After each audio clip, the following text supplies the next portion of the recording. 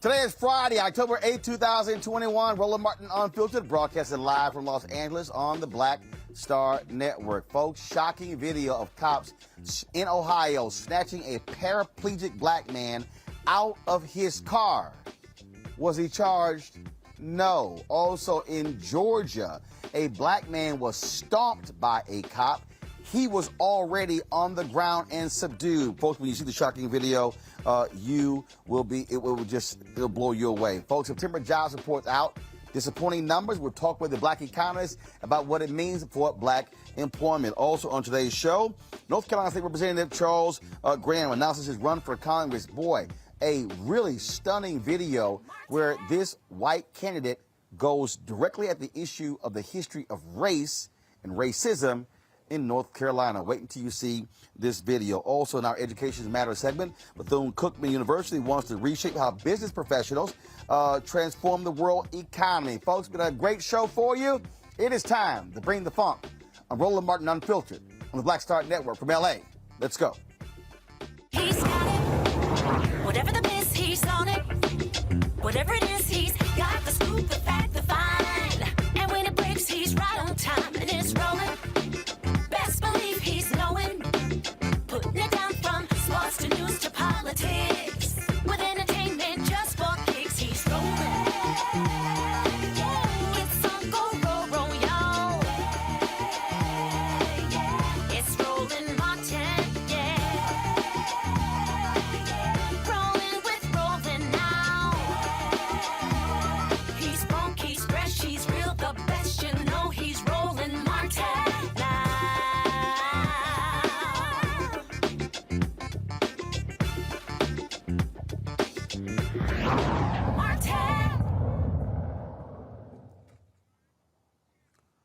The September jobs report dropped today. Not good news for black women. President Joe Biden talked to the nation about this month's report. Today, for the first time since March of 2020, the American unemployment rate is below 5%. In just 8 months since I became president, in the midst of a grave public health and economic crisis, the unemployment rate is now down below 5% at 4.8%. In total, the job creation in the first 8 months of my administration is nearly 5 million jobs. Jobs up, wages up, unemployment down. That's progress. And it's a tribute to the hard work and resilience of the American people who are battling through this pandemic, working to keep their businesses afloat. Now, that's overall, but what about black women? Dr. Christian Brody joins us right now. She is the Brookings Metropolitan Policy Program Fellow. Dr. Brody, glad to have you on the show. Jobs report in September does not look good for black women. Unpack it for us. Yeah, so I love what the president said, and he's absolutely right that we are seeing more increases during his presidency than under the previous person. But yeah, things do look good overall. 5.2% in August, down to 4.8% in September. But the real problem is teens, right? So if we look across black people, we see that the rate for black women went from 7.9% in August down to 7.3%. That's good. We see a decrease there. For men, from 9.1 to 8. For teens, 17.9 down to 15.7. The rate did go up this month for Latino or Hispanic teens aged 16 to 19. It went from 15% up to 17.4%. And some of the reason for that is we are seeing more people coming into the labor force as UI and other types of benefits ran out. And so people are having to put their lives at risk of getting COVID in places where maybe there's not a vaccine mandate or a mask mandate and having to go back to work, particularly Black and Latino women who are overrepresented in these essential jobs that put them at risk. So again, it looks like it's good numbers, but look, they never all talk about specifically for African Americans. What does the September jobs report look like for black men and for black youth? Yeah, so for black men, again, we see the rate come down some from 9.1 down to 8%, but that's still really high compared to 4.8, right? Like it's dropping for black men, but not nearly far enough. And for teens, we're talking about 15.7% for black teens compared to 10.6% for white teens. So we're still way above the average. And if you look at the 13-month period between September 2020 and September 2021, we see that black teens have had the highest average unemployment rate at 17.64%. Well, look, at the end of the day, we still see how COVID is impacting the economy, inflation. What about that? Because, of course, the Federal Reserve is concerned about that. The possibility of inflation continuing. Are we seeing a drop off there or stabilization there? What are we seeing? I think we don't really need to worry about inflation right now, and I'm sure some of my fellow economists would disagree with that. But with this many people that are out of work, and I would say that these numbers understate the actual unemployment rate. When you look at the number of long-term unemployed or people who have not looked for a job within the last 4 weeks because they haven't been able to find anything. And we're talking about almost 6 million people that aren't even looking anymore because they've become discouraged, right? So it's like we need to be focused on getting people back into jobs, and then we can worry about inflation. I think another thing to think about is the number of people that work. We're still seeing lots of people teleworking, and we know that Black and Latino people are underrepresented in those jobs. All right. Dr. Christian Brody, we appreciate it. Thanks a lot. Thank you. All right, let's bring in my panel right now. Of course, we have Michael Imhotep, host of the African History Network. Glad to have you here, Michael. Also on today's show, Tammy Allison. Of course, she is the partner attorney, and Kelly Bethea, communications strategist. Glad to have all three of you here. Michael, I'll start with you. The reality is this here. We could talk about the jobs report. The wages is still a hugely important deal. And so that is something that we still have to deal with. What folks are paying. You still have progressives fighting for $15 an hour, a living wage. We're still talking about how do we achieve race equity and inclusion for African Americans. And so, although President Biden, Democrats might be happy with that low unemployment number, it's always a different story for us as African Americans. Yeah, it's definitely a different story. And even though, I mean, right now, we're really dealing with a tale of two nations, so to speak, or a tale of two cities, so to speak, because at the same time that you have 10 million available jobs right now, you got 10 million available jobs. You also have people who say it's hard to find a job, they can't find a job, and you have employers begging for laborers. You have employers begging for workers, and we've seen an increase in wages. So one of the disconnects is because of COVID, there's more obstacles that people have to overcome, especially African Americans have to overcome to get to the job, okay? You may have had a car, and during COVID, you were down and at home, you let the car go. We see that 300,000 women left the workforce in the last month, and also we also see that we see students sent home, thousands of students sent home because of coronavirus outbreaks in their schools, et cetera. So we're dealing with a number of different obstacles getting to available jobs, okay? So there has to be, we got to really focus on removing those obstacles and actually connecting us with those jobs. It's different if jobs don't exist. There are 10 million open jobs right now. Kelly? No, I agree with Michael, but I also have to take into consideration the kind of jobs that are available and how people are actually applying to jobs nowadays. The pandemic brought to light just how valuable workers are. And even though there are people still looking for work, there are also people who are holding out on working, not because of employment or anything like that, but they actually realize their value right now, finally, in that they're not going back to the workforce if there's not going to be a component of work from home. They're not going back into the workforce if the minimum wage isn't higher, if they're not being paid their worth. There are still jobs on LinkedIn and other job search sites where they're requiring like a slew of credentials and qualifications, but the salary doesn't match. So things have to change in that regard as well when it comes to these numbers, when it comes to when people are looking for work and the rationale behind why people aren't going back to work as quickly as the administration thought they would be.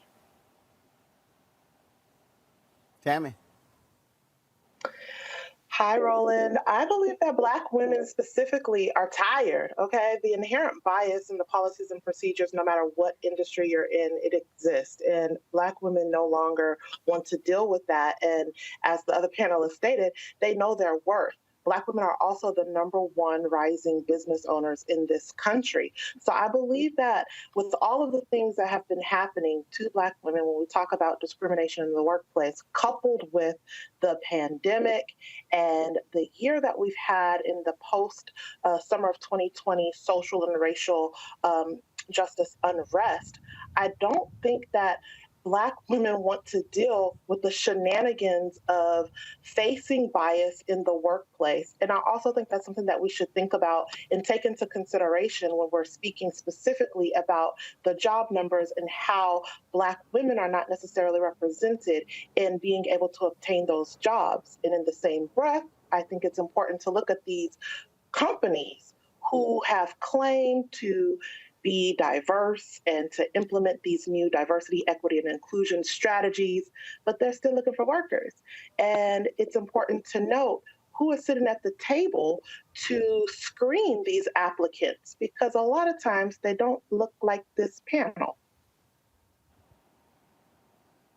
Well, that is certainly the case. And so, look, every month when the report comes out, we're certainly going to talk about it and focus on the Black aspect of the jobs numbers, which doesn't get the attention on a lot of the other networks. All right, folks, let's talk about this race out of North Carolina, where a candidate dropped a video that has gotten lots of attention.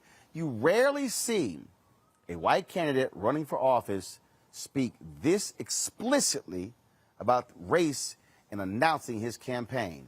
Watch this. When I was a young boy, the KKK announced a night rally in my home county. A cross burning with hundreds of Klansmen to terrorize the blacks and Lumbee. We were a poor farming community, black, white, and Indian. My parents and grandparents were sharecroppers like many. The police chief warned the Grand Dragon, "These people don't want your trouble." The Klansmen called us mongrels, half-breeds, and told him the Klan would show him how to handle people like us. That night they rolled in with their cars, their crosses, and a single light bulb hooked to a car battery.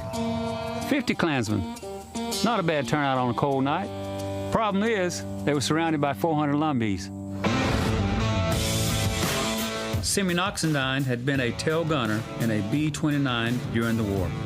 Verdia Locklear was 4 months pregnant. Neil Lowry was the local barber. Hundreds of normal folks deciding to stand together against ignorance and hate. Lowry shot out the light. The Klansmen scattered. By the time the sheriff arrived to fish them out of the swamp, the press was running with the story. The Battle of Hayes Pond, where one town beat the Klan. A piece of forgotten history, worth remembering, especially today. In Washington, lies turn to violence. And the biggest lie is that America is at war with itself. That you can't trust your neighbor, that they want something that's yours, that you must live in fear of them. But the people who stood up at Hayes Pond refused to be afraid. I grew up with their story, and the lesson is human dignity is a human right. When I started teaching special needs children in the 80s, they had almost no rights in our schools. So I spent 30 years fighting the system to recognize their humanity. And as a legislator, I don't play politics. I study, I listen, and I vote my conscience. I'm Charles Graham, and I'm running for Congress because sometimes we're called upon to put things right, like Hayes Pond in 1958 and America today, where access to affordable health care is still out of reach to many families, where the Sandhills face the highest unemployment rates in the country, and our veterans return from war, seeking opportunities and finding none. These folks didn't set out to make history, they just answered a neighbor's call. It happened here before, and now it's our turn.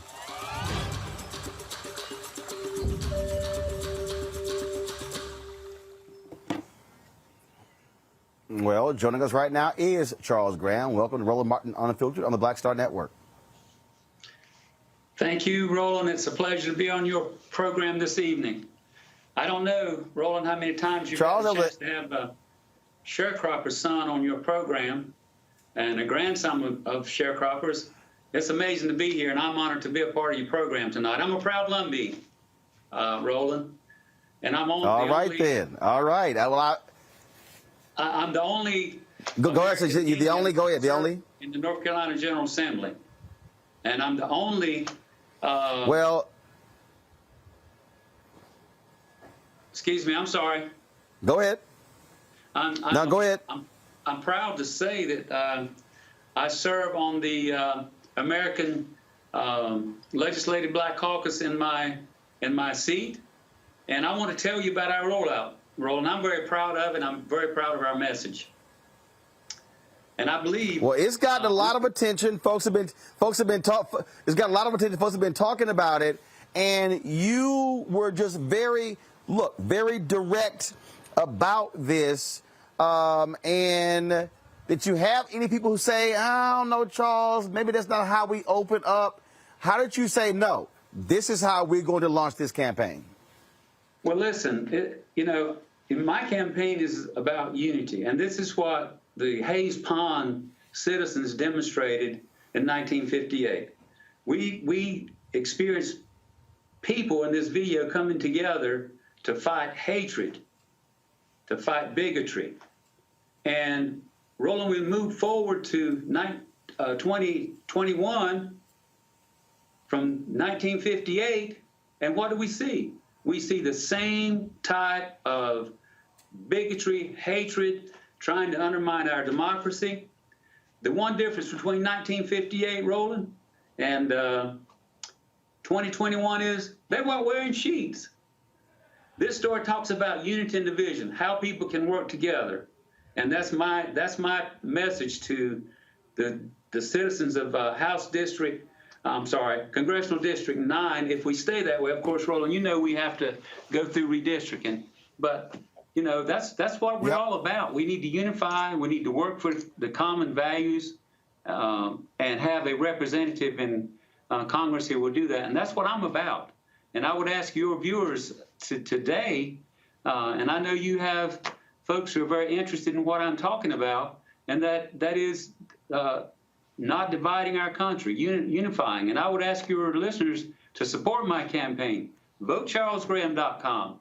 Go to my campaign website, support Charles Graham. And I think everyone understands, Roland, that I'm running against the far-right extremists who are determined to undermine our democracy and continue to divide us. That's not what Charles Graham's about. And I want that story to be told. You talk about those far-right extremists. You've been having to fight them in North Carolina. I've spent an inordinate amount of time on my show in the last decade talking about the viciousness by which the Republicans in North Carolina have been trying to lead. In many ways, what you're now seeing in Georgia and Texas and other places really started in North Carolina after Obama won that state by 14,100 votes in 2008. You're absolutely right.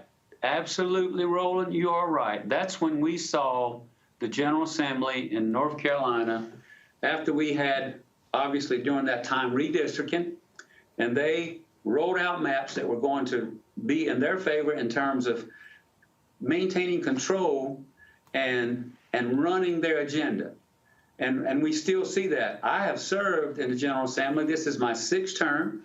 I have served in the minority for 11 years, and I have prepared myself, Roland, to move forward, and that's to go to Congress and support our president. Our president needs allies. We have a very small window of opportunity to maintain the control we have in Congress. So, yes, I have seen that, and it began when our President Obama was elected, and it's been moving that direction ever since. Questions for my panelists. First up, Kelly, your question for Charles Graham. Sure. So as a result of this campaign video going viral, you've come under scrutiny regarding your stance on LGBT plus issues. I would like to know, considering how you voted back in 2016 on HB2, I believe, how has your viewpoint changed? And what do you plan on doing once you get into Congress regarding those issues? Thank you for that question. After HB2, and I think it may have been 4 or 5 years ago, after that vote, I realized that that vote caused a lot of pain and hurt in the transgender community. I worked very hard after that to repeal HB2, was successful, and I want folks to understand that Charles Graham understands and has seen and experienced discrimination. When I was a young man playing baseball, playing sports, participating, I had the fellows who was participating on my team, they protected me from racism. I know what racism is, I know what discrimination is, and once I took that vote after and at this moment, I'm sorry, I apologize. And you don't hear too many people or too many politicians actually apologizing, and I'm sorry. And I'm running for Congress again to unite us, not divide us.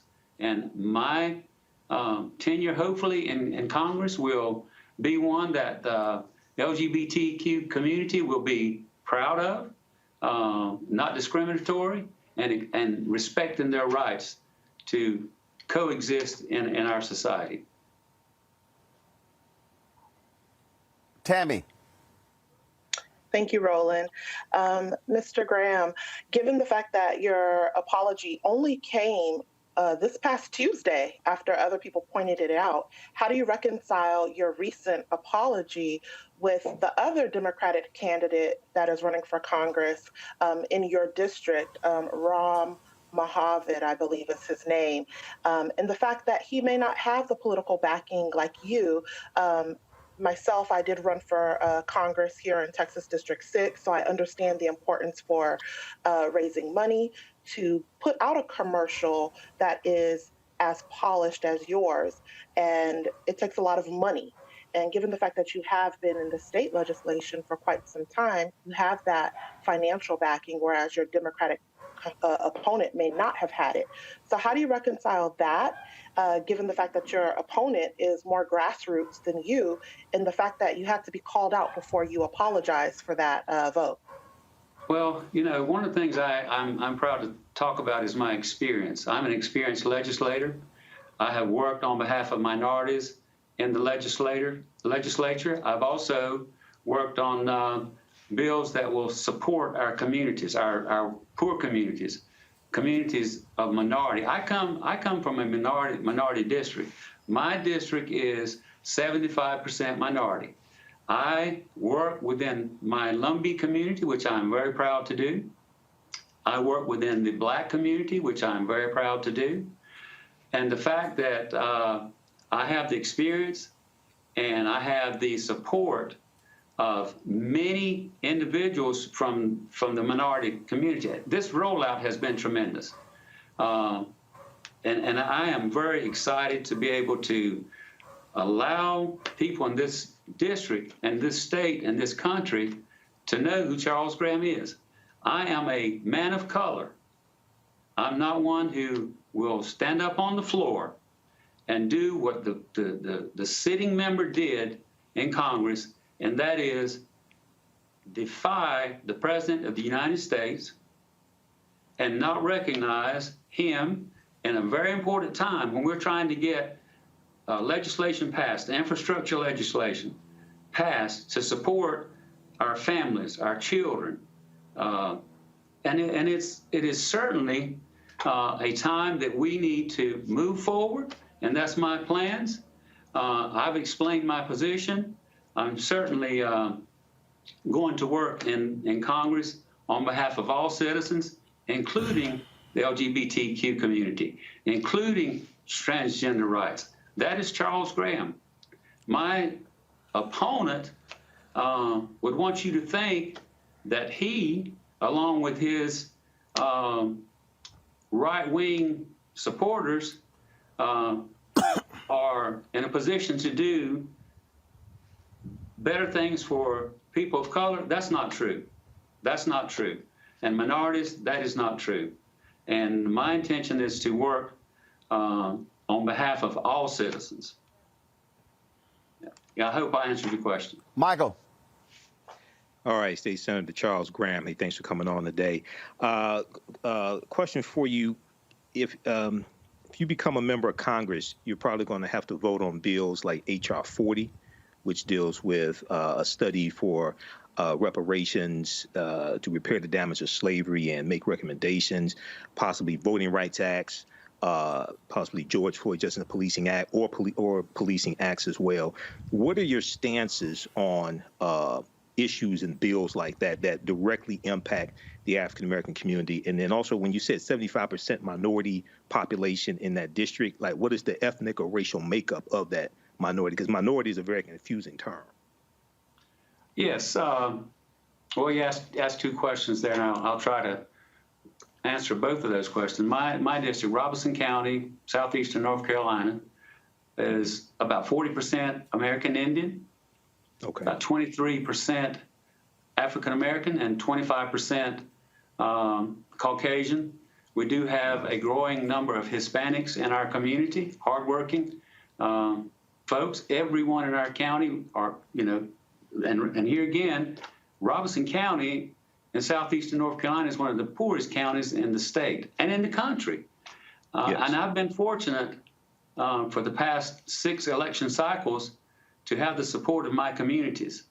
I was very supported this last election cycle. I was the only Democrat statewide, national, presidential, governor. I was the only Democrat to win my district. And I think I have the confidence of the folks in my district who are, and as I said, approximately 75% minority. And your other question about supporting Black Lives Matter, any legislation coming forward to me in Congress, if I get that opportunity, I can guarantee you, and just don't mind telling you, don't know what the language would be, have not seen the bills, but Charles Graham will support any legislation coming to him that's going to uplift the lives of minority people. All right, Charles Graham, we surely appreciate it. Thanks for joining us here at Roland Martin Unfiltered. I'm sure I will be spending some time in your state, especially when it comes to that U.S. Senate position, trying to get a strong progressive voice in there. So I'm sure our paths are going to cross. Well, listen, I appreciate you having me on your program. I look forward to having you come to North Carolina, and maybe we can work on some things together. And I thank the panelists for their questions, and look forward to moving forward in the future. And VoteCharlesGraham.com. All right. Thanks a bunch. Take care. Thank you.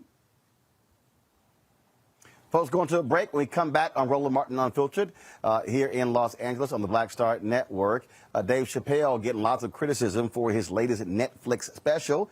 Well, a group of a black LGBT organization, they say, hey, he should apologize. Netflix should remove that special. Cleo Monago disagrees. We'll hear both perspectives next, right here on Roland Martin Unfiltered.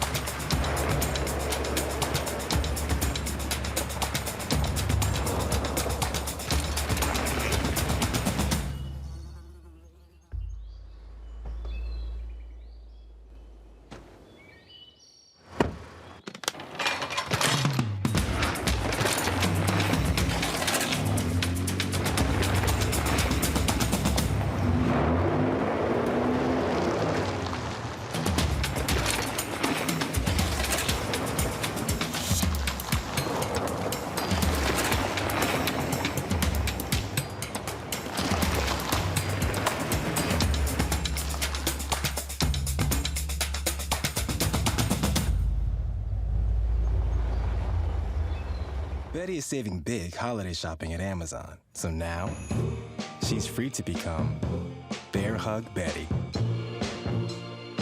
Settle in, kids. You'll be there a while. Ooh, where you going?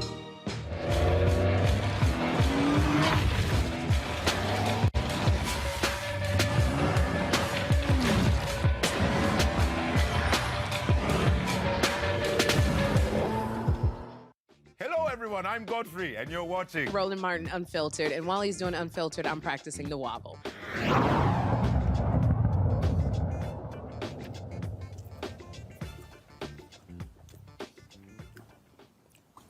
All right, folks, Dave Chappelle has a new Netflix special. It's called The Closer. Well, not sitting well with a number of LGBT organizations. GLAAD and others, including the National Black Justice Coalition, they are calling for Netflix to remove the special, saying Dave continues to make homophobic and transphobic comments. Last night, he had a screening of his documentary at the Hollywood Bowl. I was in attendance. He made it perfectly clear. He said he's not concerned. He is not going to get canceled. Joining us right now is David Johns. David leads, of course, the organization I was just speaking about. That is the preeminent black LGBT organization. So, David, glad to have you back on the show. So please explain to us, why should, from your perspective, Netflix remove this Dave Chappelle special?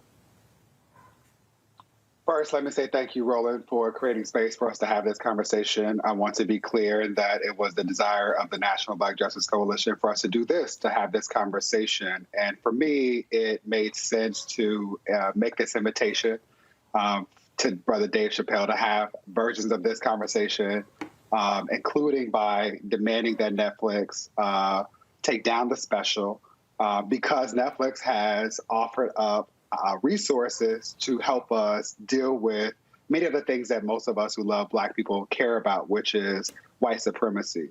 So I want to be clear in stating that I celebrate Dave Chappelle's comedic enterprise. I appreciate the ways in which so many people rest in the ability to laugh and celebrate and jest and just take a break from the stress and trauma of being Black in this country.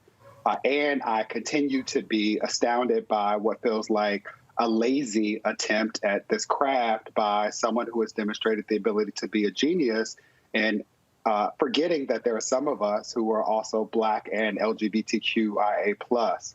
And so, again, all of this to say that I'm very well aware of Mr. Chappelle's comments about resting in the privilege that allows him to feel no regard for the implications of his comedy. And as someone who leads an organization that cares greatly about the overlooked and neglected needs of Black, queer, trans, and non-binary people, I'd like us all to do a little bit better.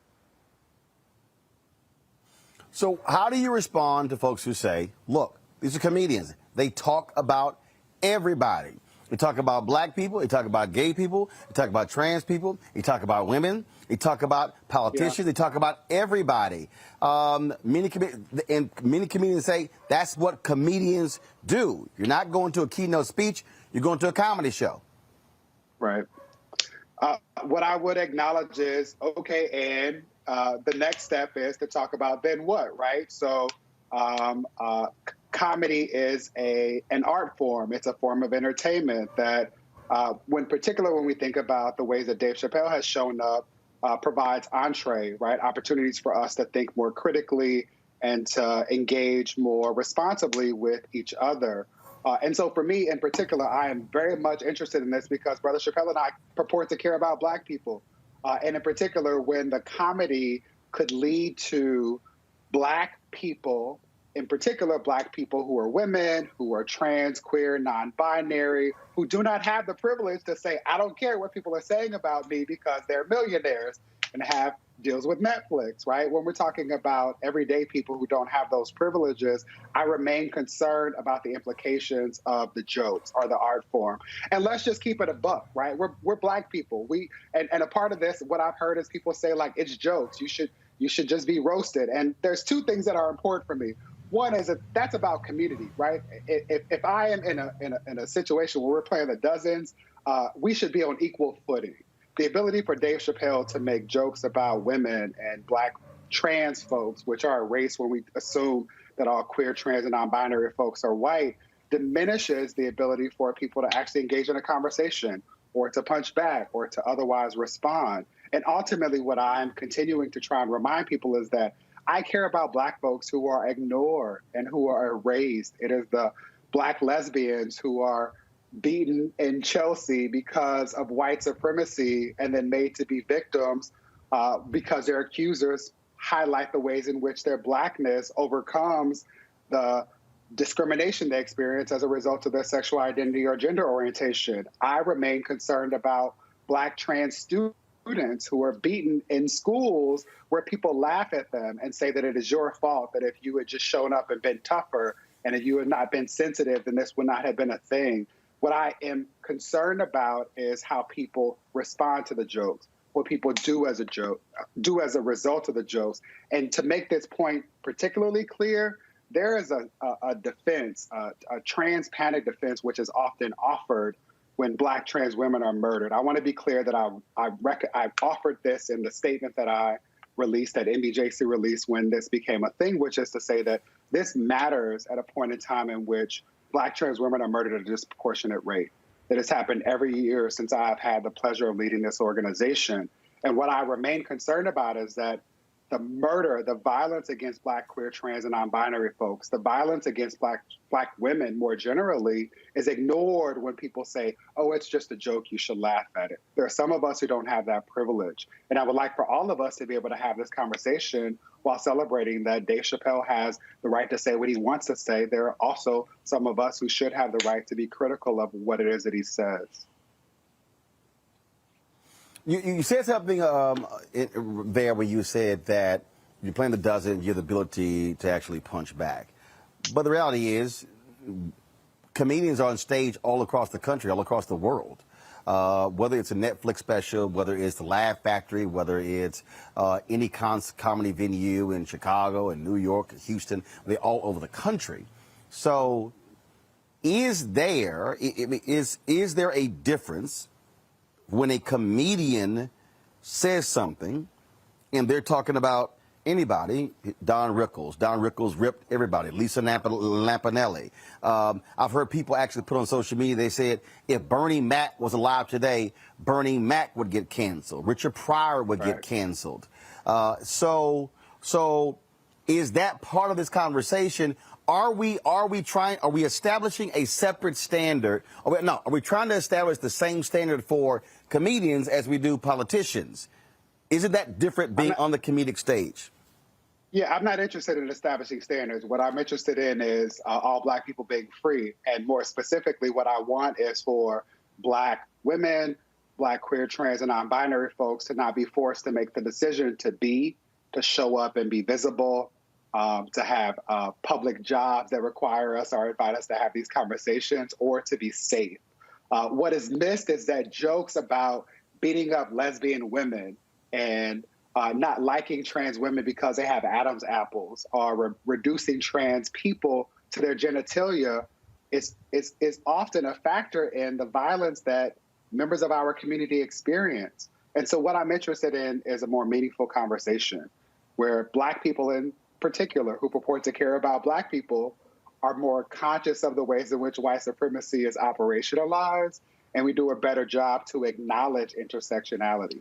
I want to be clear, to the extent that I believe that it has been lost heretofore, that I appreciate what I believe is Dave Chappelle saying that that the dragon he is attempting to slay is white supremacy. That is why this matters to me. That is why it was important for NBJC to engage in this discussion. We care about Black people, all of us being free. Now, to the extent that the jokes, one, dismiss or provide cover for or allow people to get away with violence against our community, that's a point in which we have an issue.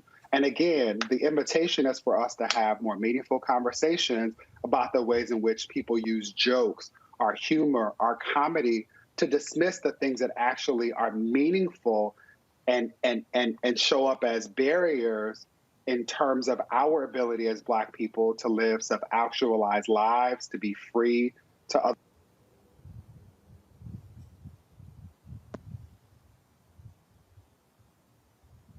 Questions from each one of my panelists. Let me lost David's audio. Y'all let me know when we actually have it back. So questions from each one of the panelists. First off, Tammy, your question for David Johns.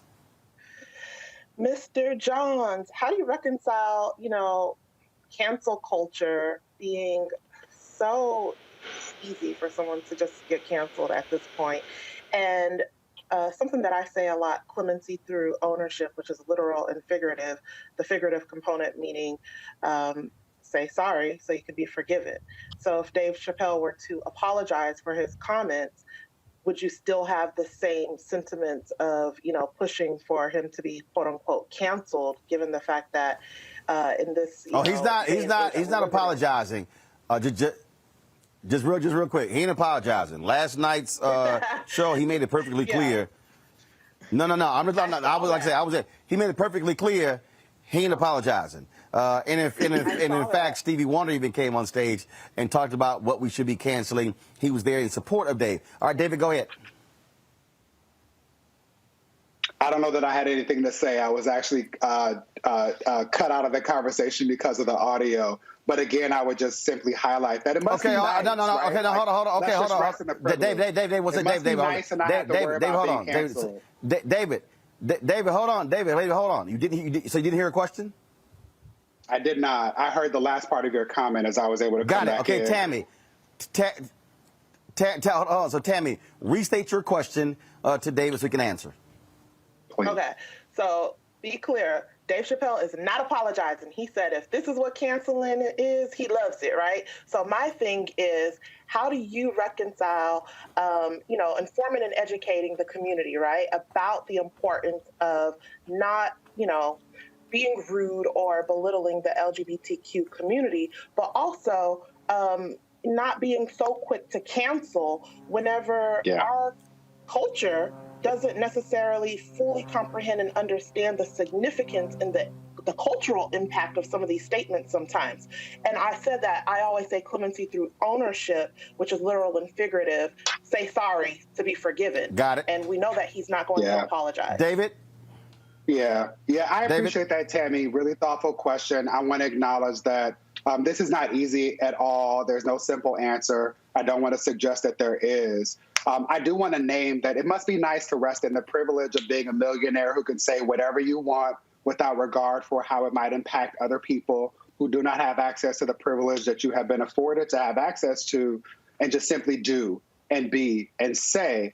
And again, what's challenging for me is knowing that the reality is that so many of us, not all of us, I don't purport to speak for all of us, but so many of us do not have that privilege. We are on track to have this year be the deadliest year with regard to the murders of Black trans women. And often, NBJC issues statements, much like the statement we issued around Dave Chappelle, around the murders of Black trans women that doesn't get a modicum of the traction or energy that this has received. And so my hope is that while Mr. Chappelle continues to do whatever he will do because he's privileged enough to do that, that we will continue to have these conversations. And that as a community of people who purport to care about Black people, that we will do better. Not only with regard to our language and with regard to how we have conversations with one another, but how we protect and support one another in more meaningful and measurable ways. Michael. All right. How you doing, David? Don't necessarily have so much of a question, but a comment and an observation here. And I've been reading this about Dave Chappelle. I haven't seen the special yet.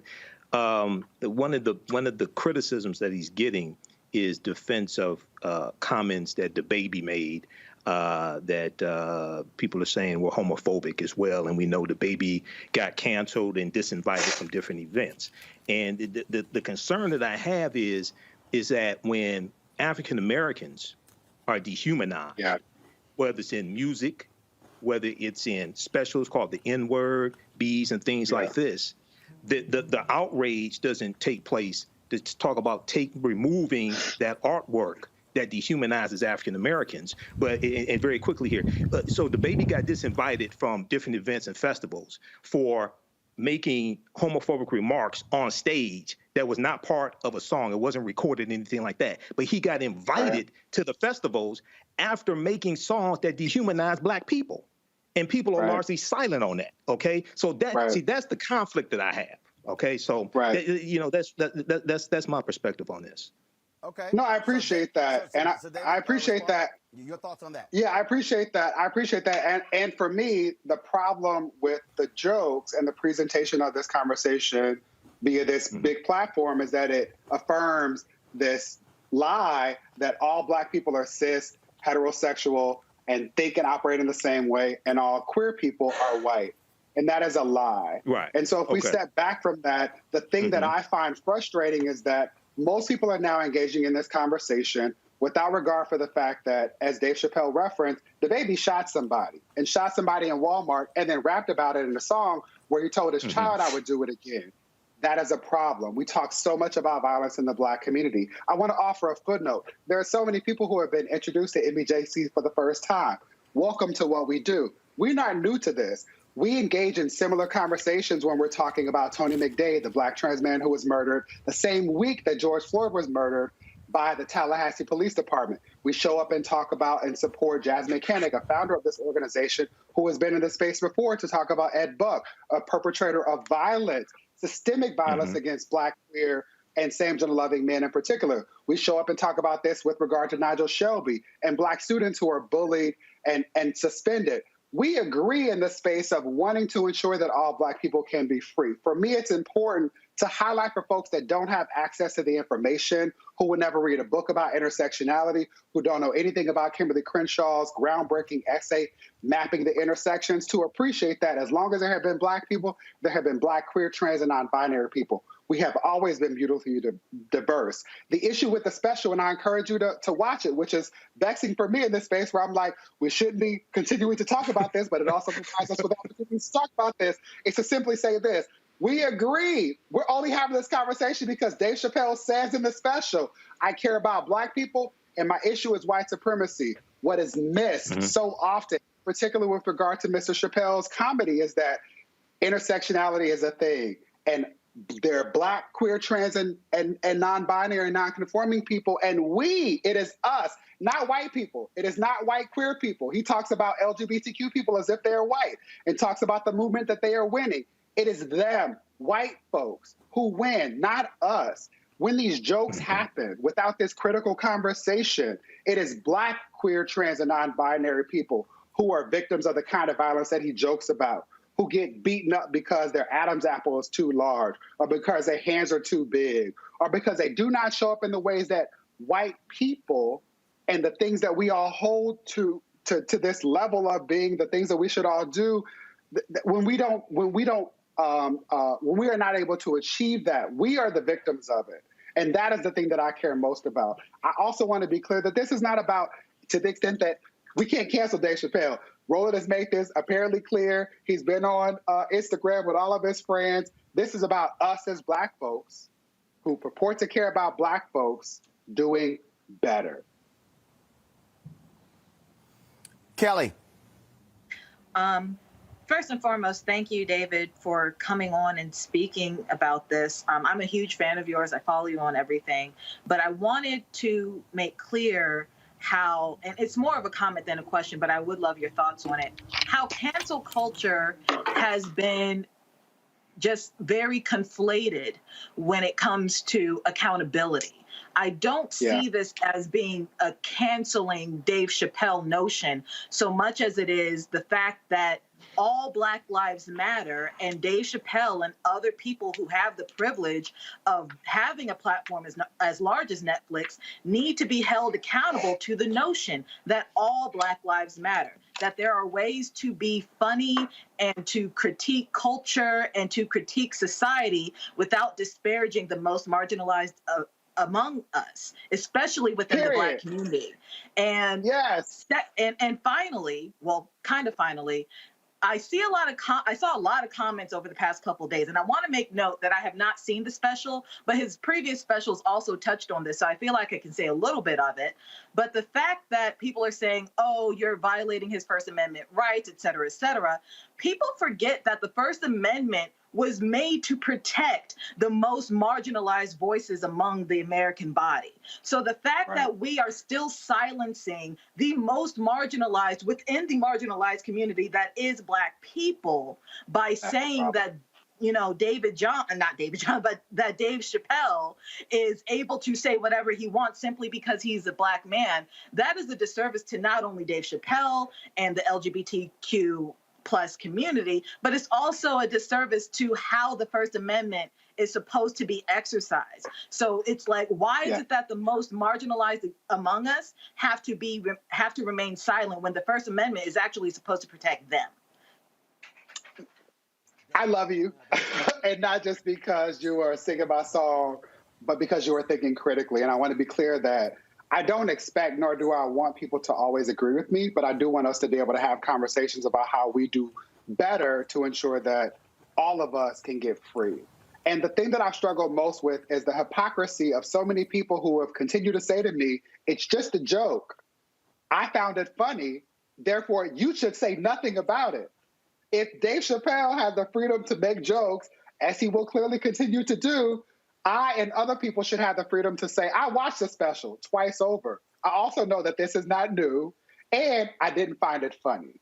And two truths can exist at the same time. Beyond that, to your point, Kelly, I will continue to say that my issue and interest is in ensuring that all of us can be free. We are now actively having a fight, a conversation that hopefully will lead to us being able to pass the Equality Act. And the issue for me is that too many Black people consider the Equality Act a gay piece of legislation, something that will benefit white gay people or LGBTQ people generally, because again, the assumption is that all gay people are queer. And the reality is it's a civil rights piece of legislation. It addresses fundamental gaps in legislation that exist around the pieces of legislation that most Black people will name when they talk about the things that they care most about with regard to civil rights, right? This includes things like ensuring that Black women cannot be fired because of the way that they wear their hair, ensuring that all of us cannot be kicked out of a rideshare like an Uber or a Lyft because of the way that we show up in the world. I care about Black people. I really don't care as much about what George Carlin has to say or Rosie O'Donnell. What I care about is acknowledging that in this moment, there is someone who has an extreme platform, who has an extreme amount of wealth, an extreme amount of privilege, who purports to care about Black people. And I'm simply saying that if you purport to care about Black people, I would like to know if you actually care about all of us. And for me, that's the question that is being pressed at this moment. Heretofore, it has been possible for folks to say, I care about Black people, and that be code word for saying, I care about some of us. Those of us who show up in the ways that affirm me and the way that I make sense of the way that I show up in the world. The question now is, do you care about all of us? And here's the thing, we can disagree. You can say to me, I only care about Black cis straight folks. I only care about Black folks from New York. And that's fine. I just need to know where you are because there is so much more work to do to ensure that we can all be free. That's my goal.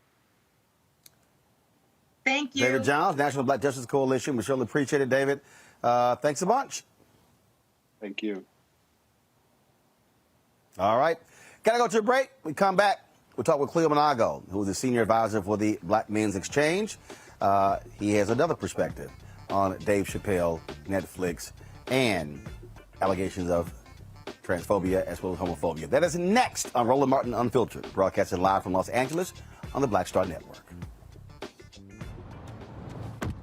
Oh, that spin class was brutal. Well, you can try using the Buick's massaging seat. Oh, yeah, that's nice. Can I use Apple CarPlay to put some music on? Sure, it's wireless. Pick something we all like. Okay, hold on. What's your Buick's Wi-Fi password? Buick Envision 2021. Oh, you should pick something stronger. That's really predictable. That's a really tight spot. Don't worry, I used to hate parallel parking. Me too. Hey. Really outdid yourself. Yes, we did. The all-new Buick Envision, an SUV built around you. All of you. Hey everybody, it's your man Fred Hammond. Hi, my name is Brisha Webb, and you're watching Roland Martin Unfiltered. Ow. Well, I like a nice filter usually, but we can be unfiltered.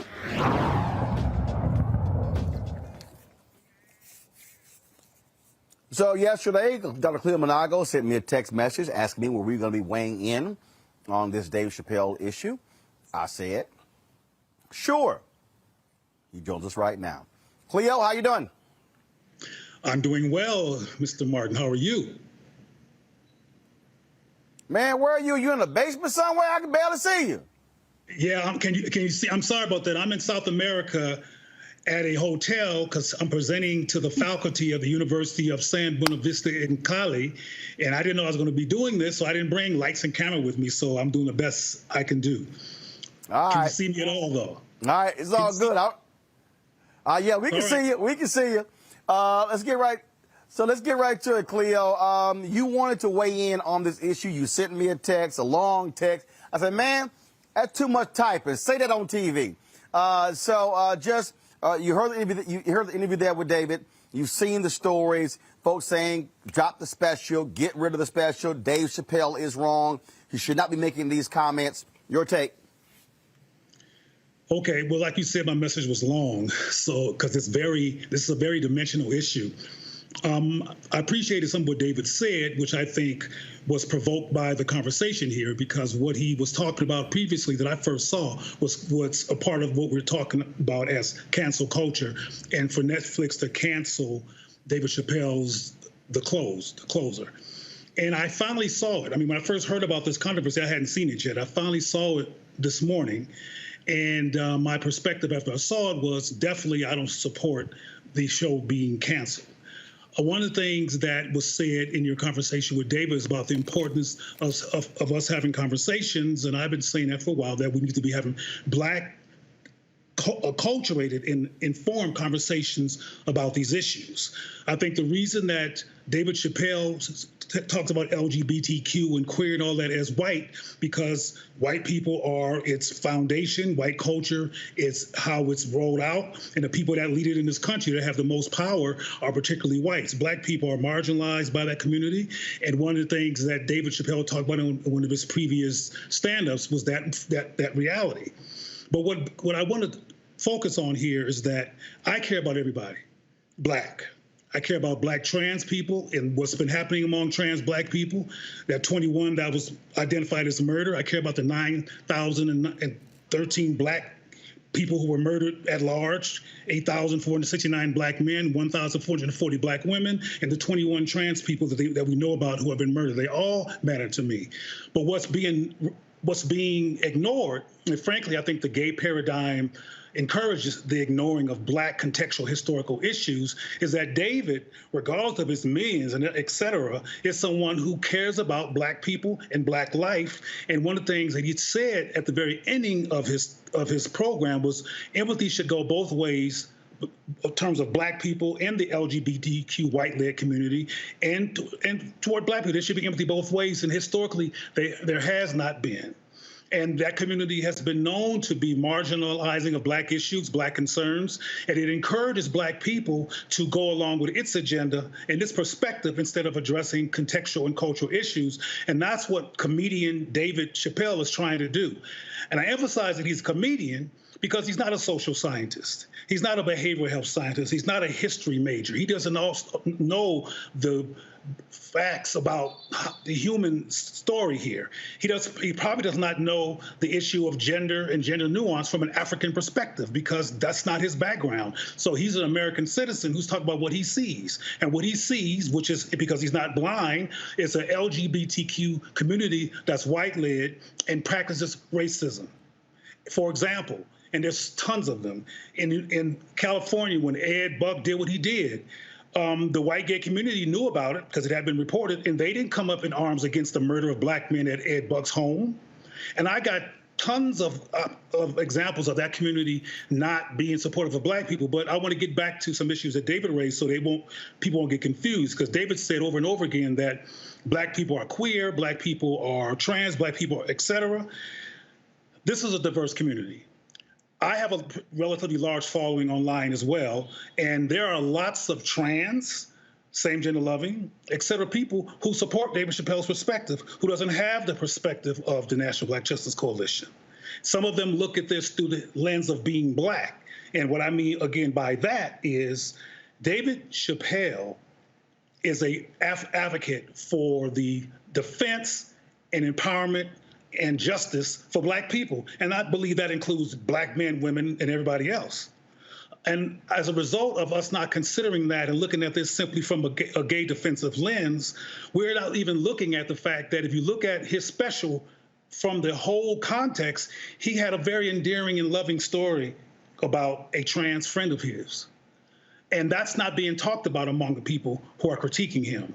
And the very few times it is referenced is poo-pooed, because frankly, there's a tendency in this society to poo-poo what Black men say, whether they're millionaires or not, because this is an anti-Black society that does attack Black men. And I'll finish this tangent with this because I hope to respond to questions. One of the things that clearly concerns David Chappelle is Black manhood. And one of the things that I want to talk about at some point is the underpinning of why there's anxiety. I mean, he did a lot of bashing, if you will, around masculine traits of some trans people and made fun of it, which I found disturbing. And I understand contextually why people who are struggling, because transgender people struggle. Transgender people are bullied. Transgender people, well as all kinds of other Black people, frankly, at larger numbers, are murdered and killed. But focusing on this issue, there are situations that lead to the death of trans people, and there's teasing and bullying and a misunderstanding or judgment around being too male, too female. All this stuff is actually occurring. But canceling the likes of David Chappelle, cancels the opportunity to have a conversation about some of the things that's really causing Black people, including David Chappelle, anxiety along these lines. We're concerned about the emasculation of Black men. We're concerned about if what all Black men have gone through historically has led to gender confusion. I'm not saying that is my perspective. My perspective is nuanced, and I don't want to get into that now unless it comes out of some questions. But there's some, he's known, David Chappelle is known for being one of the comedians who was given a whole lot of money to put on a dress, and he said no. And instead of engaging meaningfully from a Black perspective why he said no, and what he was worried about, he was simply called femophobic, homophobic, transphobic. And that's what the LGBT community does. Even when Black people take on that paradigm, we don't engage Black anxiety and perspective around these issues to be educated about what's really going on. And if we did talk about the anxiety among Black people regarding the compromise of Black men, the impact of police brutality, the impact of castration, whether it's physical or social, all of these attacks on Black males, and now the particularly Black and male cancel culture. This is causing a rise in Black people some anxiety that is not being engaged and unpacked. Instead, folks are calling people homophobic and transphobic and canceling them. And just like with the baby, as I said when I talked about that, instead of getting on the baby's case simply and marginalizing him or re-marginalizing him like this country tends to do to Black men, we should have said, why did you say that? What inspired that perspective?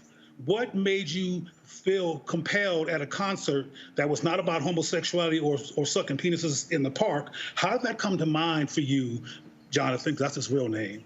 And the answers to that question, if he could actually bear them, would be very educational about what Black people are going through, what Black men are going through, what the anxiety is about this emasculation issue among Black men, which is at the core of some of David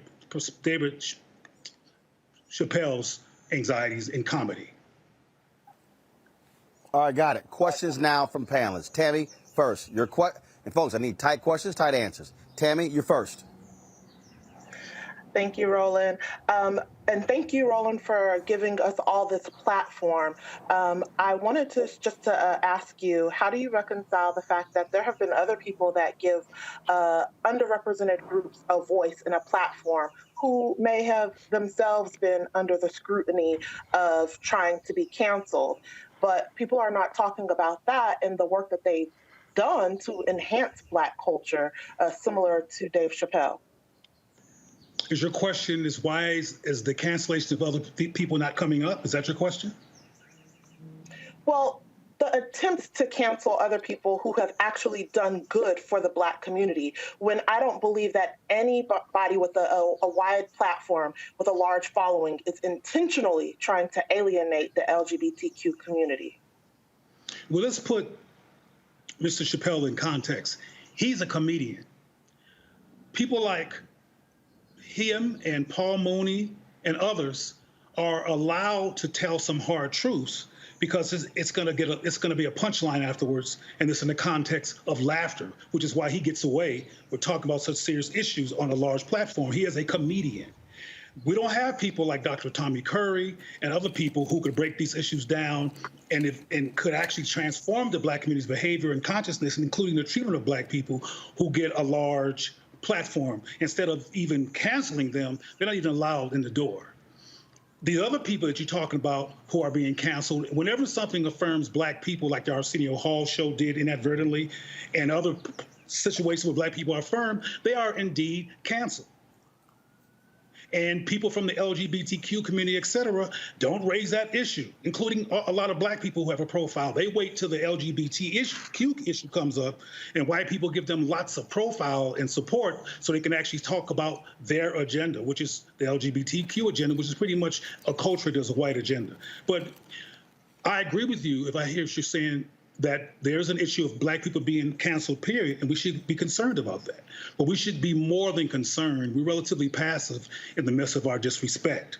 The reason we're hearing so much about David Chappelle is because the force behind him is huge. It's called the white gay community, and they have a huge machine. So as someone said, I think Roland said earlier, his use of the N-word.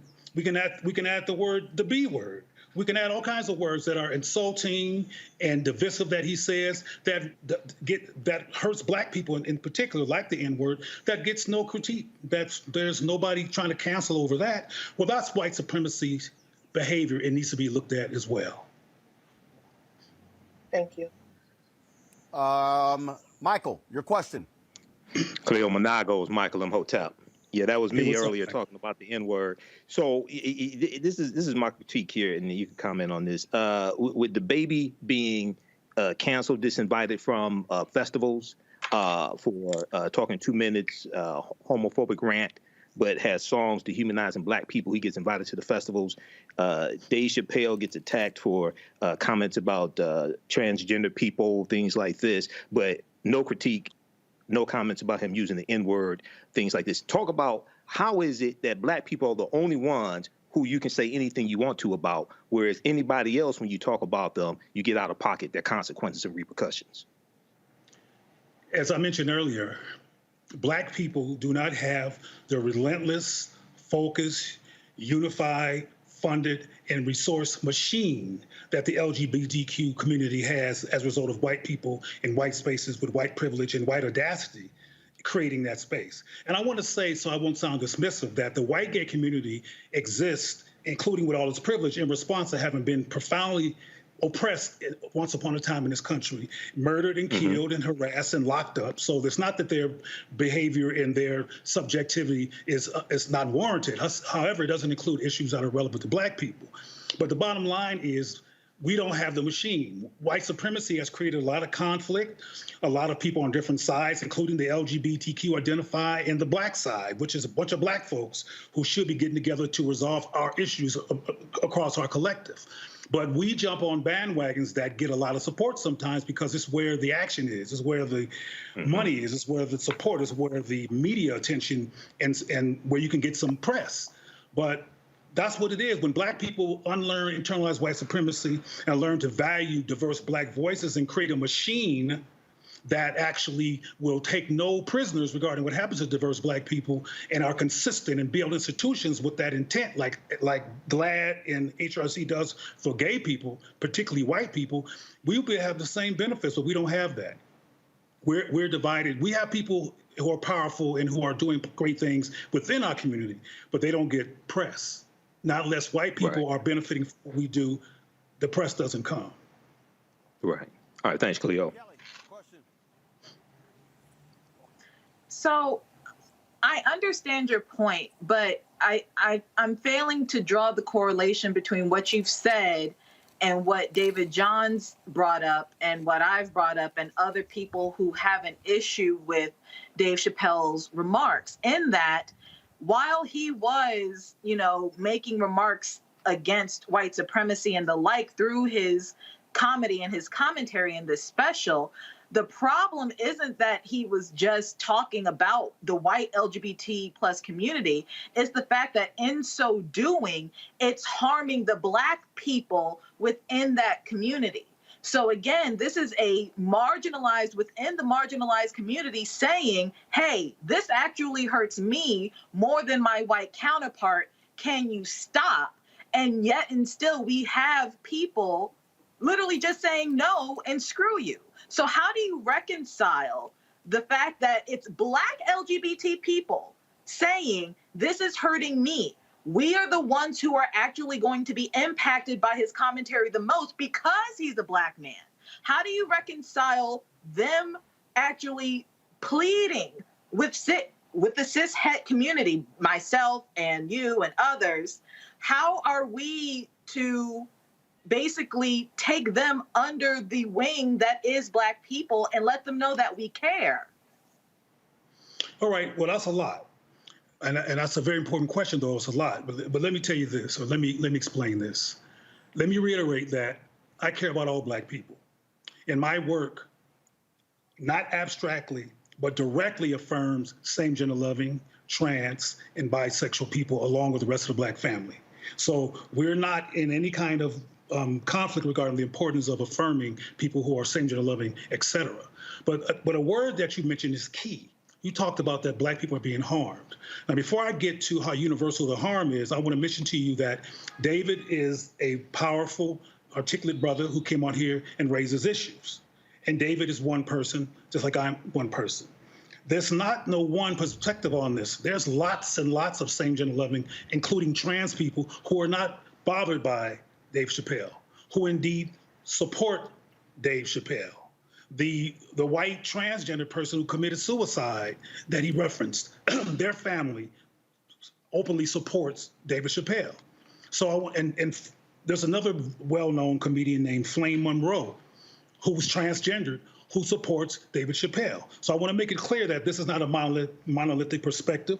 The National Black Justice Coalition is one organization, and there's other organizations with different perspectives, including the Black Men's Exchange, which doesn't share in terms of absolute precision to perspective of National Black Justice Coalition. Where we agree is that same-gender loving people, et cetera, trans, et cetera, should not be harmed. They should be allowed to be free. We agree there. However, the platform and the container in which we get to that point, we disagree with.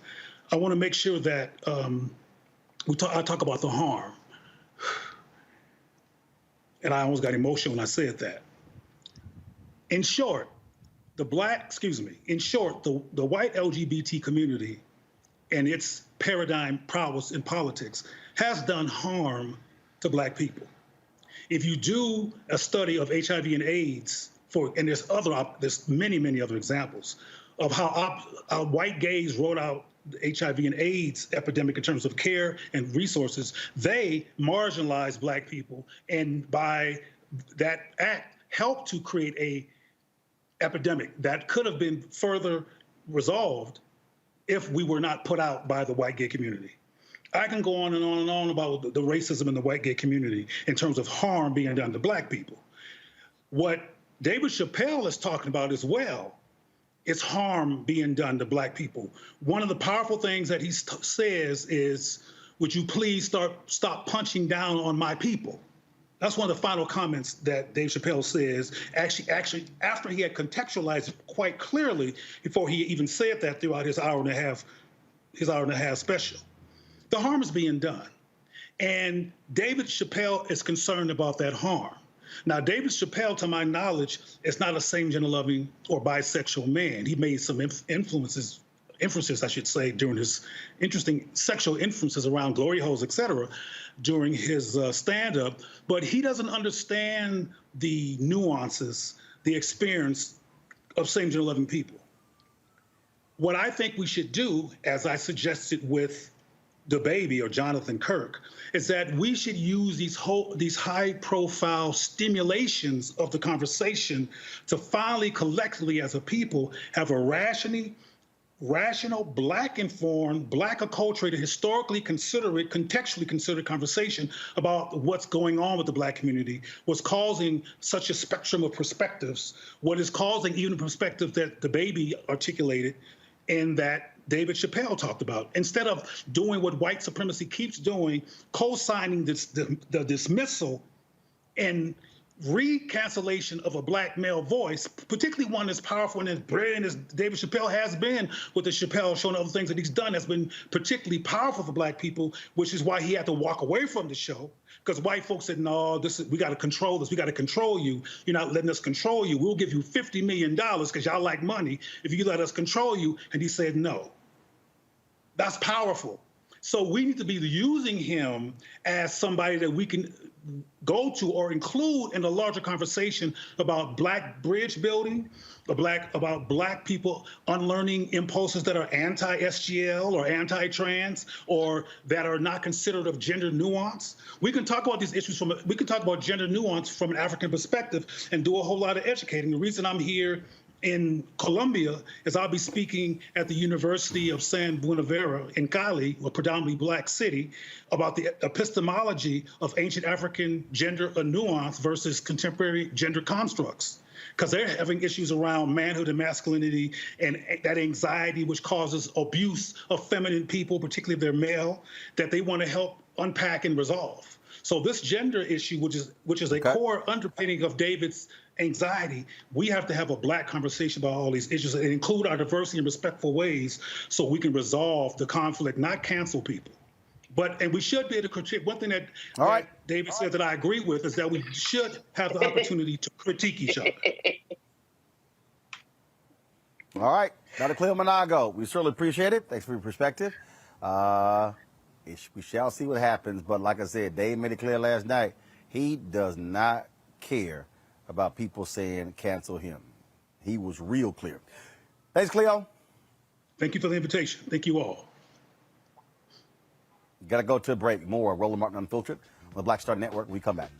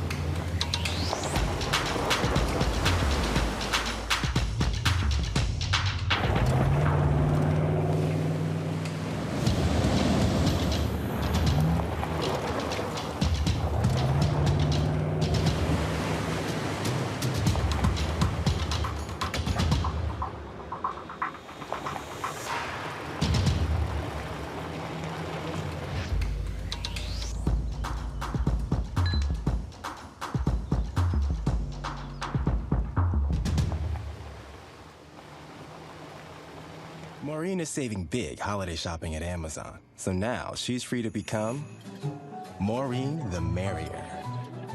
Food is her love language, and she really loves her grandson. Like, really loves. Hi, I'm Kim Burrell. Hi, I'm Carl Payne. Hey, everybody, this is Sherry Shepherd. You're watching Roland Martin Unfiltered.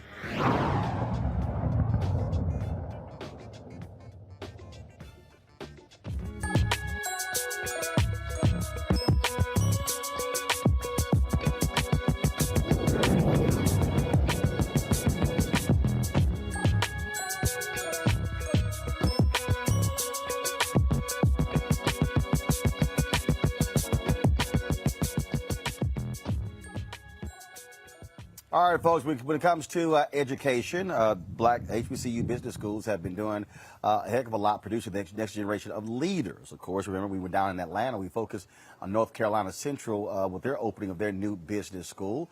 Bethune-Cookman, they have a new head of their business school there. Dr. Lawrence Drake heads up Bethune-Cookman's College of Business and Entrepreneurship. Dr. Drake, glad to have you, Roland Martin Unfiltered. Good to be here, Roland. Business has changed for a lot of people. The focus has always been going into corporate America, but we are seeing more and more people choose to be entrepreneurs, starting up businesses. And so what is going to be the focus on your tenure as dean? Well, the focus is actually to ensure here for the 20%. And that's for me and reshape the way. Doc, hold tight 1 second. Doc, hold on. We really have some bad audio issues. And so we're going to try to fix that. I'm going to another commercial break. Folks, fix his audio. Then we'll come back and talk to the new head of the business school at Bethune-Cookman back on Roland Martin Unfiltered. Oh, that spin class was brutal. Well, you can try using the Buick's massaging seat. Oh, yeah, that's nice. Can I use Apple CarPlay to put some music on? Sure, it's wireless. Pick something we all like. Okay, hold on. What's your Buick's Wi-Fi password? Buick Envision 2021. Oh, you should pick something stronger. That's really predictable. That's a really tight spot. Don't worry, I used to hate parallel parking. Me too. Hey. Really outdid yourself. Yes, we did. The all-new Buick Envision, an SUV built around you, all of you. It's time to be smart. Roland Martin's doing this every day. Oh, no punches! Thank you, Roland Martin, for always giving voice to the issues. Look for Roland Martin in the whirlwind, to quote Marcus Garvey again. The video looks phenomenal, so I'm really excited to see it on my big screen. Support this man, Black Media. He makes sure that our stories are told. See, this difference between Black Star Network and Black-owned media and something like CNN. I got to defer to the brilliance of Dr. Carr and to the brilliance of the Black Star Network. I am rolling with Roland all the way. Honored to be on a show that you own. A black man owns the show. Folks, Black Star Network is here. I'm real revolutionary right now. Roland was amazing on there. Stay black. I love y'all. I can't commend you enough about this platform that you've created for us to be able to share who we are, what we're doing in the world, and the impact that we're having. Let's be smart. Bring your eyeballs home. You can't be black-owned media and be scared. You dig?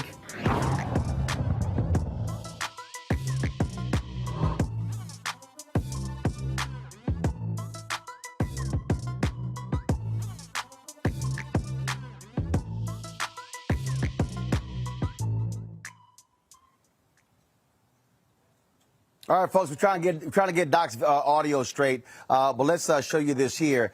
This video shot of a Georgia cop on October 3rd that's got folks raging upset. Watch this.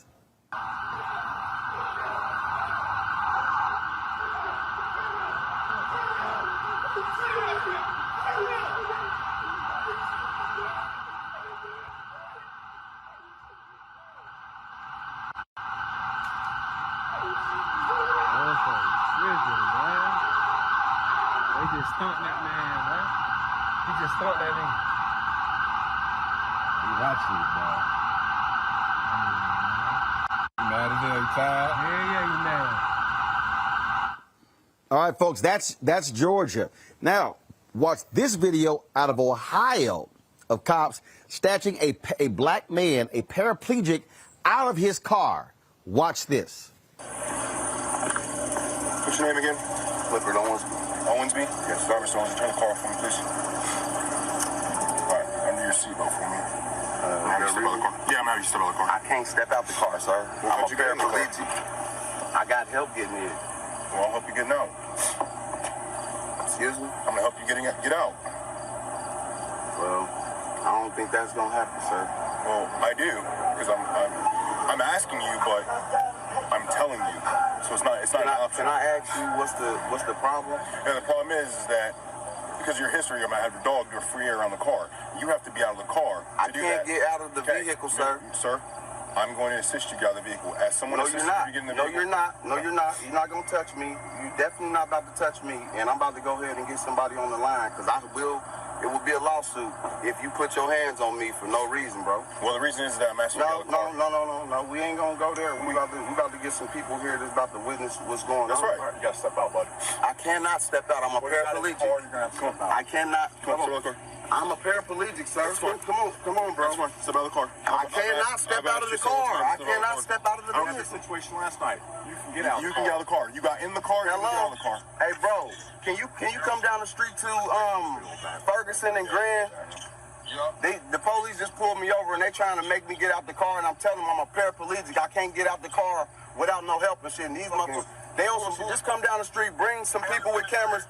Come down the street, bring cameras and bring somebody so they can witness what's going on. All right, come on. Time to get out of the car. I'm not getting out. I just told you I'm a paraplegic. I cannot get out. I do not want to have to. I do not want to have to. Can you call your white shirt, please? I will. If you pull me out of here, you better expect. So here's the thing. I'm gonna pull you out and then I'll call a white shirt because you're getting out of the car. That's not an option. You're getting out of this car, so you can cooperate and get out of the car, or I will drag you out of the car. Do you see your two options here? Now, which would you like to do, sir? I would like for you to call your white shirt. I will when I'm done. Get out of the car. Come on, bro. Get out of the car. Get out of the car. Come on, bro. Get out of the car. Get out of the car. Listen. Get out of the car. I am a paraplegic, bro. You can hurt me. Get out of the car. You can hurt me, bro. Get out of the car. Get out of the car. What are y'all doing, bro? Dude, you're making this worse. I'm a paraplegic, bro. I'm trying to tell you that I got help getting in the car. Y'all can hurt me. They can hurt me. Get out of the car. Bro, I'm a paraplegic. Get out. You have to get out of the car. Ow. Get out of the car. Somebody help. Somebody help. Something right here. Somebody help. Stop. Somebody help. Stop. Someone help. Stop. So are y'all recording this? Stop. Somebody help. I'm a paraplegic. Stop. They are doing the unjust thing to me.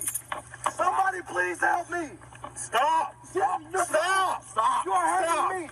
What are you talking about? I'm a paraplegic. Stop. I'm a paraplegic. I'm a paraplegic. Stop. You're making this worse than it needs to be. I'm a paraplegic. I gave y'all my ID. That's fine. I gave y'all everything y'all asked for. That's fine. Cooperate. Can y'all call the white shirt? You call whoever you want. Can y'all call the real police, please? You're about to get tased, dude. I ain't playing with you anymore. Ow!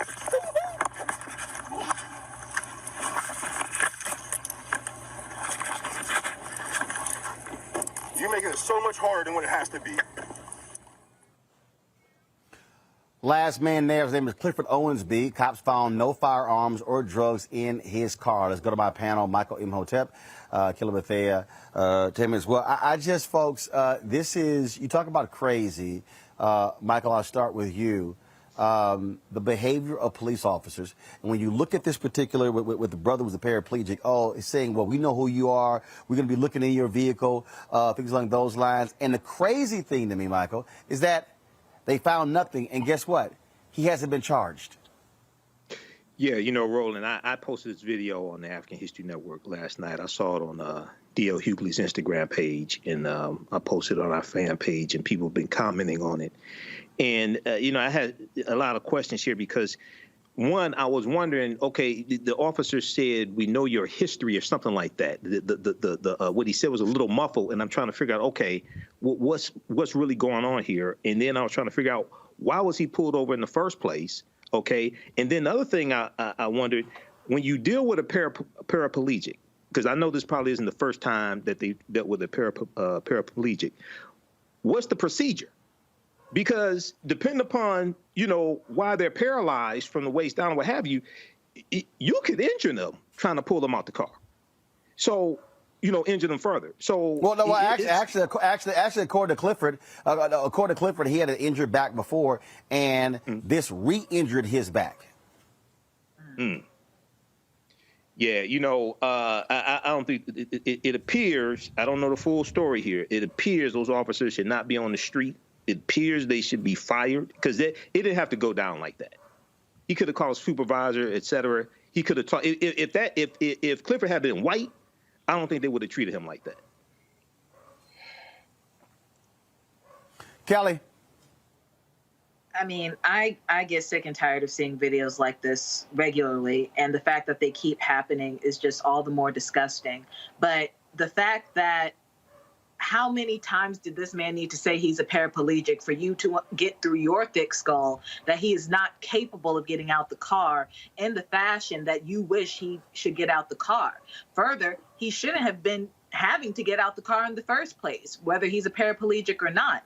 This is just the prime example, a prima facie case of gross negligence, because he did everything he was supposed to do as a citizen regarding his interaction with the police officer, and the police officer himself and his partner, it looks like, did everything that you could possibly do to be a jackass, basically. Like, they were not doing their jobs to the fullest extent of the law at all. There was absolutely no reason to harass this man, no reason to drag him by his hair out the car.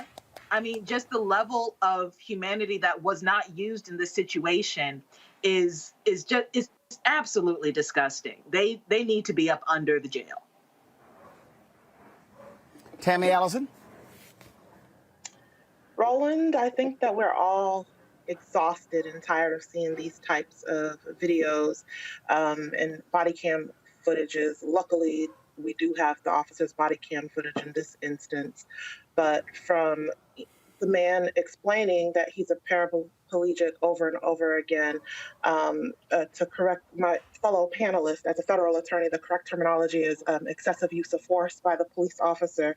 And my other panelists, it's not necessarily the answer just to fire them, because as we've seen in various cases, even if they attempt to fire these officers, those unions protect them, and a lot of times they get their jobs back, and they're even able to get jobs elsewhere.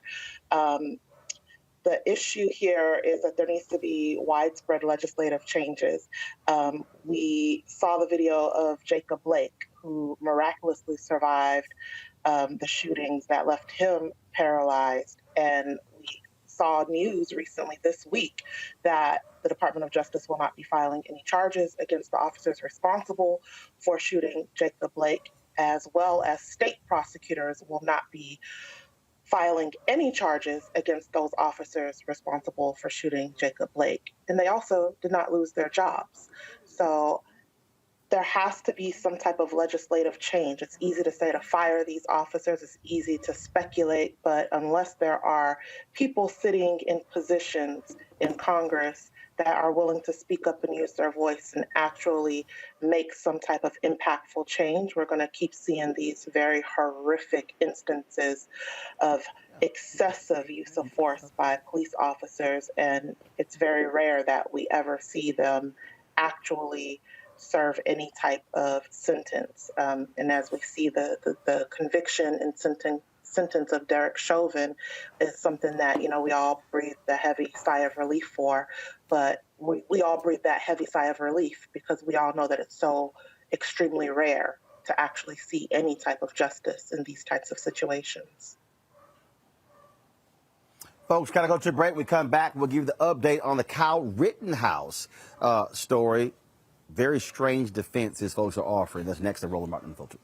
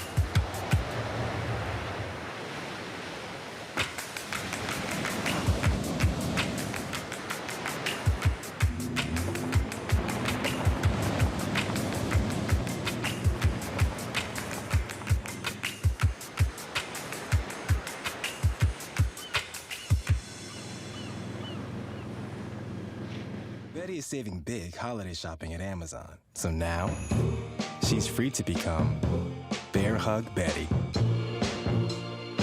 Settle in, kids. You'll be there a while. Ooh, where you going?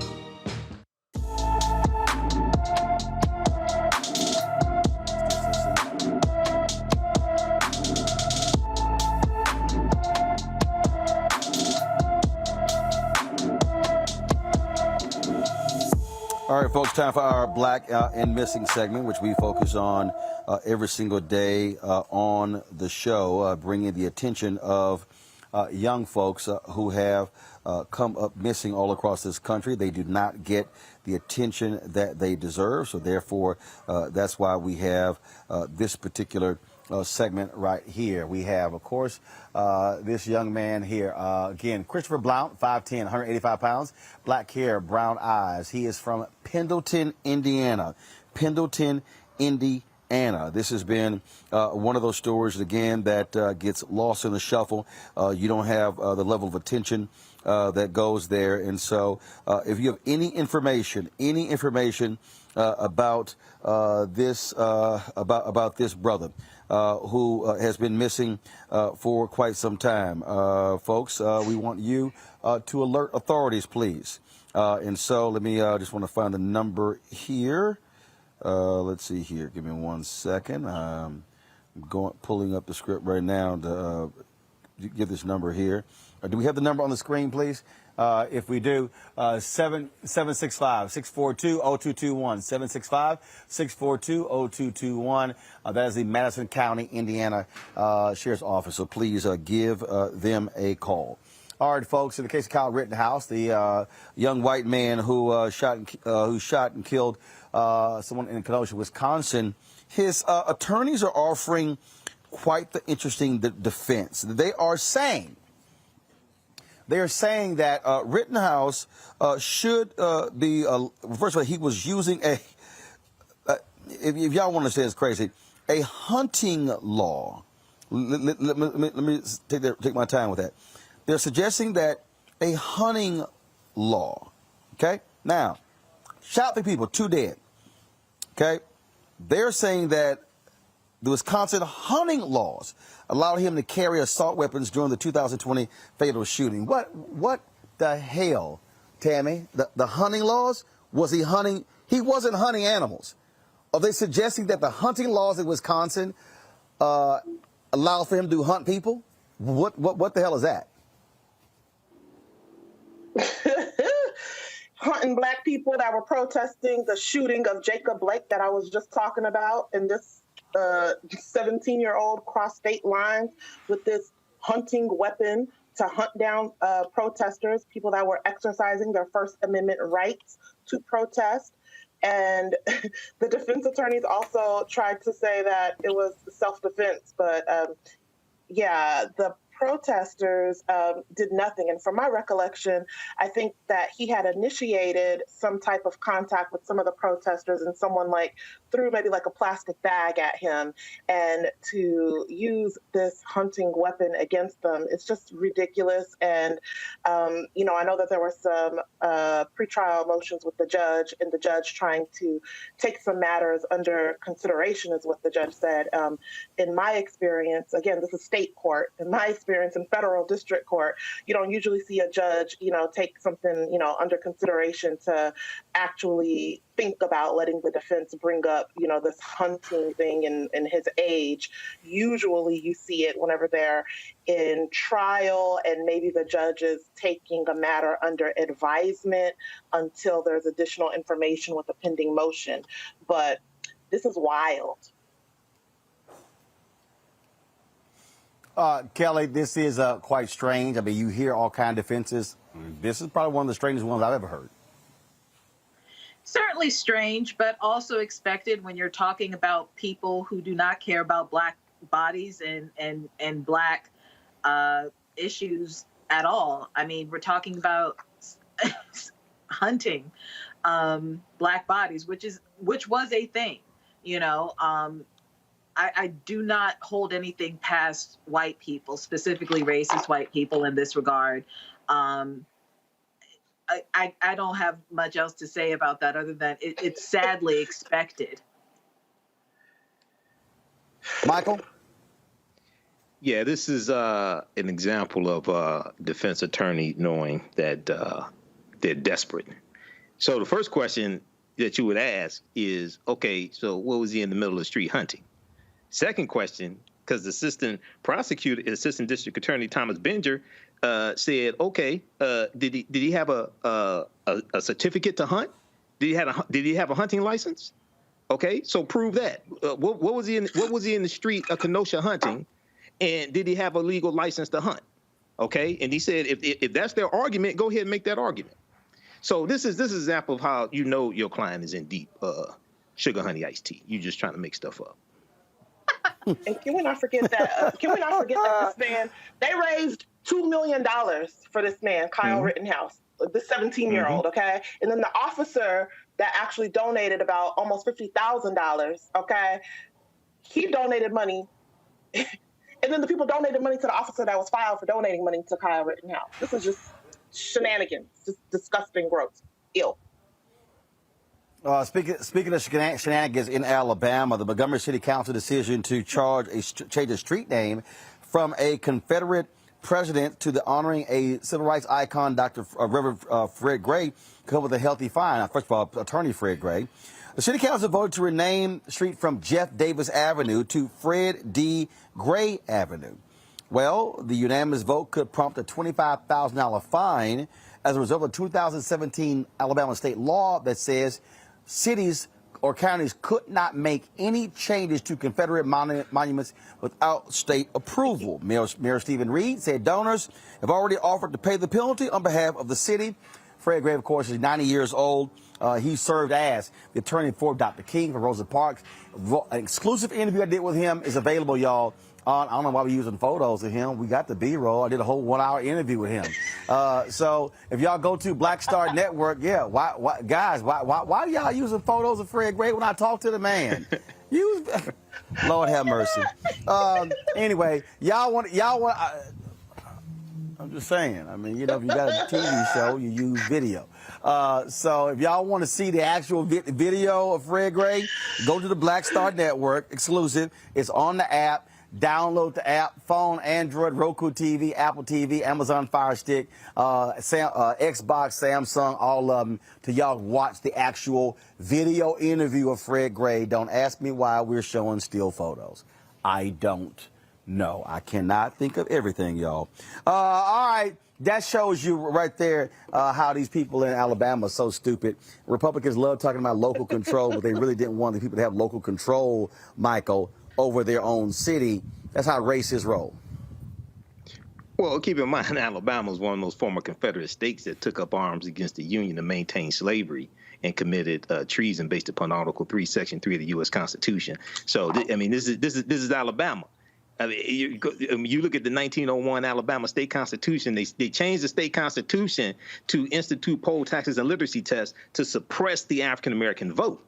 So, yeah, they should go ahead and pay the fine. Fred Gray, fantastic man. He filed the lawsuit of Browder versus Gale, February 1st, 1956, that ended the Montgomery bus boycott, because that case went all the way to the U.S. Supreme Court, and that's what ended the Montgomery bus boycott December 20th, 1956. So, absolutely, he deserves it. Kelly? Yes. Kelly? I mean, the fact that people are fighting so hard to not give a living Black man his flowers, I mean, again, it is sadly expected, especially coming from a jurisdiction such as Alabama. But it won't be like that for much longer. He's going to get his flowers come hell or high water, and I look forward to the day that the name is changed and all is well. Tammy? Hey, Roland, listen, this is why I be talking about, like, we need representatives that are not too scared to talk, okay? We got all these people that are running for office, but y'all scared. You got to talk, okay? Because this is some law that is on the books, and this is some stuff that needed to have been addressed before, you know, this fine came up. You know, like, yes, people are going to pay the fine, but as my very esteemed panelist stated, you know, Alabama is the state that sued the Department of Justice during the Obama administration when Eric Holder was the Attorney General, which resulted in that 2013 Supreme Court decision that reversed the Voting Rights Act that we're now fighting for because the Republicans found the loophole for it. But let's be very clear to all of our progressive, quote-unquote, Democrats.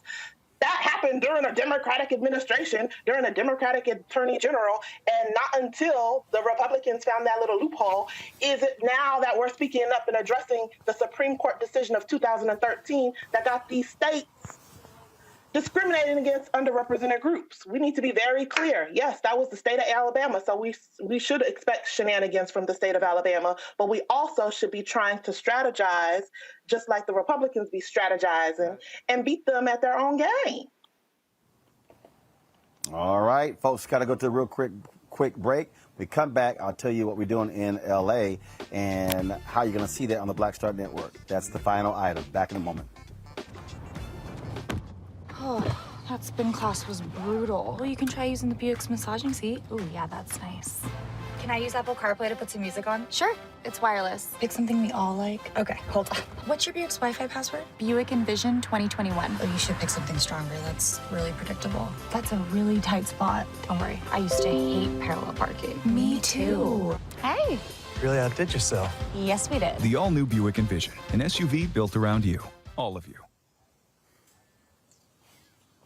All right, folks, we've had an absolute fabulous week here in Los Angeles. Of course, we kicked everything off with the George Lopez golf tournament. We've been, of course, having fun, hanging out doing that. But while when I wasn't playing golf, we were also doing some great interviews as well. And so we're going to be launching that. So one of the shows we're going to be launching is, Rolling with Roland, that's right. So we've been doing these 1-hour interviews, and we have been just, first of all, having a ball, y'all, with doing these interviews with a lot of different people. I want to show you some of these photos we've been doing. And so November 1st, we're going to debut on November 1st when we were in here last time.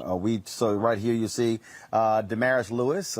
She, of course, is actress, model, and so you've seen her work. Y'all see the iPad? Let me know if you see it.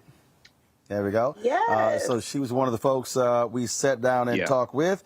We've also had my man Matty Rich. Matty Rich, y'all have got to see this interview. An emotional Matty Rich when I connected him with Spike Lee. Also here, Michael Ealy. I had a great conversation with Michael Ealy. Yo, man, absolute a lot of laughs there. My man, Laz Alonso, we talked to him.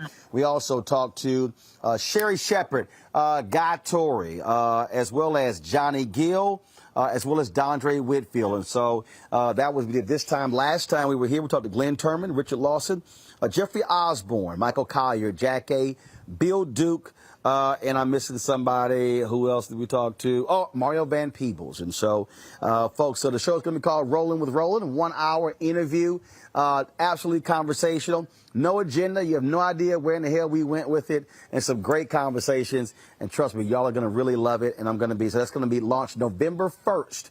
November 1st. Only on the Black Star Network. You must download the app. I'll be unveiling some other shows. I'm talking to folks next week, and so we'll be letting you know what those shows are as well. So a lot of things happening. You see what we're building. That's why your support matters. So please download our app, the Black Star Network, all available platforms. Also, join our Bring the Funk fan club, where every dollar you give goes to support the show. Cash App, $RM Unfiltered. PayPal.me/R Martin Unfiltered.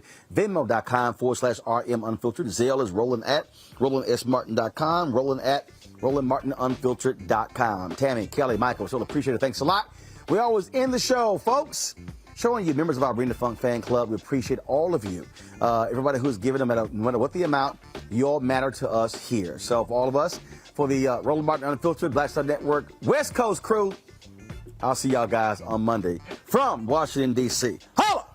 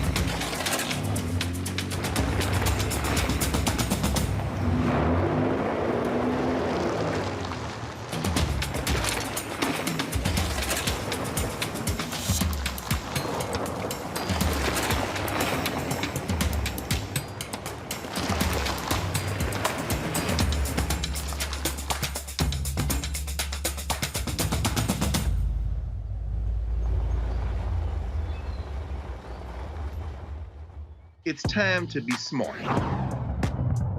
Roland Martin's doing this every day. Oh, no punches! Thank you, Roland Martin, for always giving voice to the issues. Look for Roland Martin in the whirlwind, to quote Marcus Garvey again. The video looks phenomenal, so I'm really excited to see it on my big screen. Support this man, Black Media. He makes sure that our stories are told. See, this difference between Black Star Network and Black-owned media and something like CNN. I got to defer to the brilliance of Dr. Carr and to the brilliance of the Black Star Network. I am rolling with Roland all the way. Honored to be on a show that you own. A black man owns the show. Folks, Black Star Network is here. I'm real revolutionary right now.